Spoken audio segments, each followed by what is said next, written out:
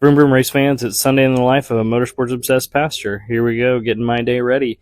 And it's All-Star Race Sunday as well as Indy 500 qualifying for the last day. Pretty exciting day in motorsports and also a lot of later stuff in the day. But before we get to racing, got to get to churching, and so got to get ready for the day. And so what am I thinking about here? Am I thinking about my sermon about Jesus calling us to serve, or am I thinking about who might win the All-Star race? Got to get that bow tie on, looking good. And service is over, and there's my sanctuary. If you haven't seen it yet, that's our service project for the month. We're putting together flood buckets to help those in need after natural disasters. I'm home, and I'm pretty tired, worn out from a long week, had to have some lunch. And you know what? I don't nap a lot, but I really needed a nap on Sunday, and I was passed out. After the nap, we went to a store that has possum stuff, which was pretty cool.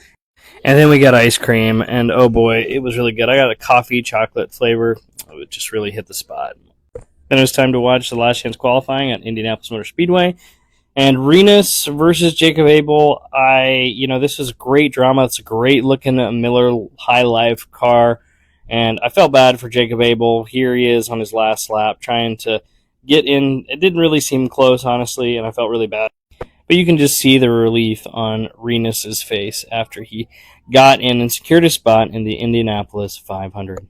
Because I was tired because of the Indianapolis qualifying and because we had a friend in town, I kind of lost track of when the heat races were.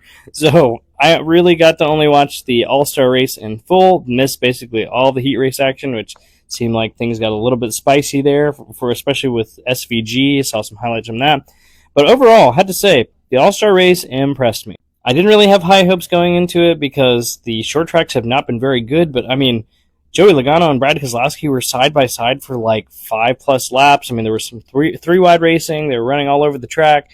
It just was an exciting short track race, and the atmosphere looked awesome. I'd love to go to North Wilkesboro, and I'm curious if you would too. I caught the promoter's caution, and I didn't mind the promoter's caution at all, but it did seem very cringe, especially with the drop flag. I know because I waved a green flag at a race recently, and it's not that hard, but I was nervous to drop it, and there's the dropped yellow flag. And I really enjoyed the battle at the end between Christopher Bell and Joey Logano. I'm an anyone but Logano guy, and so I was really happy to see C. Bell win. He's had a great year, and I just really enjoyed his racecraft trying to get around Joey Logano, which is always a hard pass. And I enjoy seeing Morgan celebrate. That's a cool storyline. I love that she gets some spotlight as well. Congrats to C. Bell, and thanks for joining me in the day in the life.